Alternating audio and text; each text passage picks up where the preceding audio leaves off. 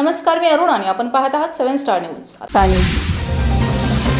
सरकारनं राज्यात गुटखा बंदी लागू केली होती। तेव्हापासून आजपर्यंत गुटखा बंदी लागू आहे। गुटखा कुठं आढळल्यास किंवा खाताना दिसताच अन्न व औषध प्रशासन कारवाई करते, पण खरंच असे आहे का फक्त गुटखा बंदी की गुटखा बंदीचं नाटक सुरू आहे असा प्रश्न विचारला जाते।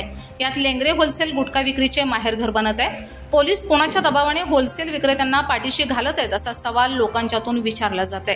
राज्यातील गुटखा बंदीचे वास्तव आता उघड होते। हे भयानक वास्तव परवा विटा पोलिसांनी पकडलेल्या गुटख्याने हे सत्य अधोरेखित झालेले आहे। राज्यात गुटखा बंदी आहे असे सरकारला वाटते, मात्र वास्तव हे काहीतरी वेगळंच आहे।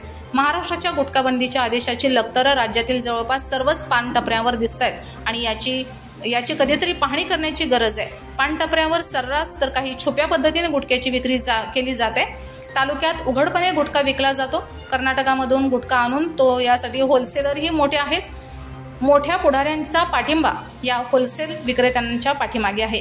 गुटखा बंदी असल्यामुळे परराज्यातून गुटखा आणला जातो। 2012 मध्ये सरकारने राज्यात गुटखा बंदी करण्यात आली होती, तरीही छुप्या पद्धतीने गुटखा विक्री सुरूच आहे।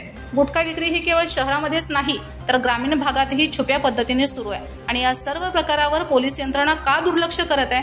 गुटखा विक्री का थांबवली जात नाही? अनेकांना याच्या दुष्परिणामांना सामोरे जावं लागत आहे। लेंगरे होलसेल गुटखा विक्रीचे माहेरघर बनत असताना पोलीस कोणत्या कारणाने याकडे दुर्लक्ष करत आहेत असा सवाल लोकांच्यातून विचारला जातोय। Yakub Shikalgar, 7 star news, Lengare.